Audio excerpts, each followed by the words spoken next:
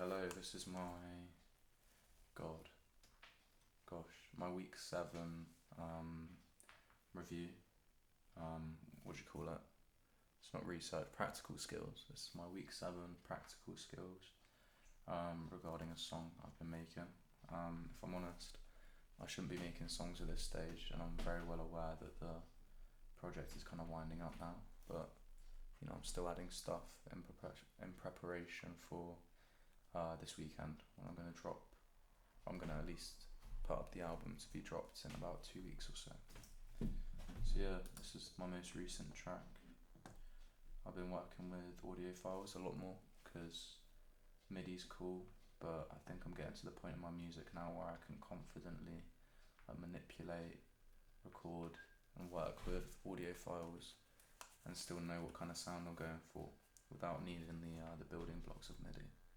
Not to say that MIDI is less than audio files, it's very useful, but I think I'm expanding and pushing myself a little bit by going for the audio files. So yeah, I'll start off with this little drum track.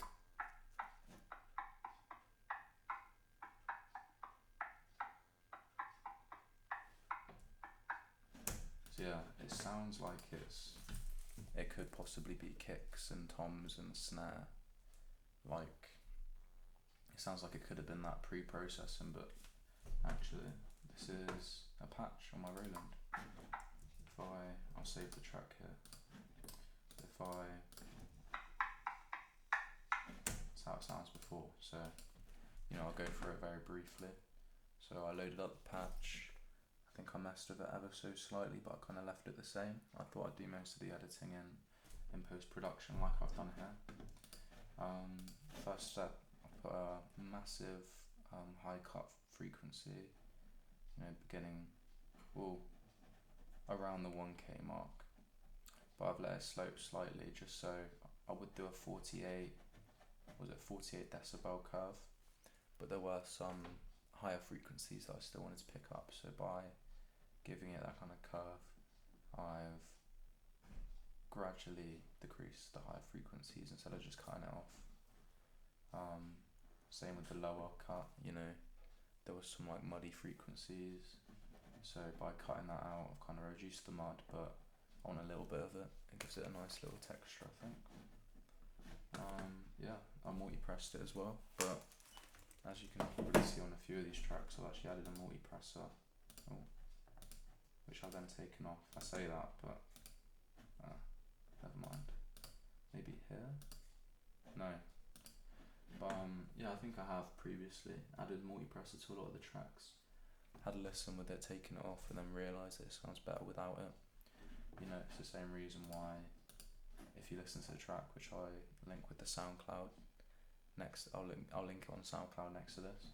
There's a lot of like just noise and me talking at the start, which I think lends to the whole like DIY sound more than like a cleanly finished white noise cut out, a noise gate put on my like voice.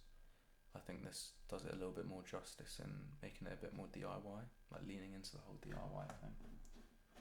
So yeah, channel EQ on my voice. Well, I'm only just gibberish, but it brings out some nicer frequencies. Yeah, this is the basis of the track, so a lot of this was cooked up on the Roland alongside the drum track. After I made that,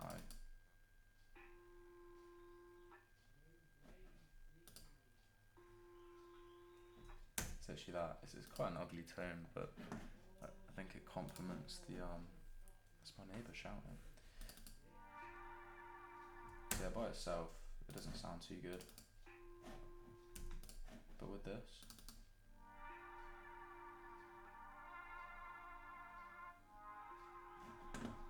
yeah, it just works as a bit of a stabilizer on the track, I guess. Obviously don't want to be too repetitive, but I purposefully, this might seem like it's quite high gain, but it was recorded quite quietly, so on speakers you can't really tell, but on headphones you might be able to tell it's hidden in the background a little bit, so as not to make it too repetitive with like a loud like brrr going in your ears every 5 seconds, which would be pretty annoying. Obviously with this, I've channel EQ'd this as well. Remove a lot of high end, a lot of buzz, a lot of the low end. This is also recorded on a microphone. I've been experimenting with recording on a microphone as opposed to directly plugging the Roland into my computer. I did it because I kind of like the sound that comes from the keyboard speakers, and I thought of a way to harness that. And Jack was like, yeah, just record it straight from the keyboard. And he was right, apparently. So yeah, this is the main basis of the track, I'd say. Got a kick as well. Yeah, it's not mixed for speakers yet, but yeah, whack some headphones on it, it'll be alright. This is just a stock shaker.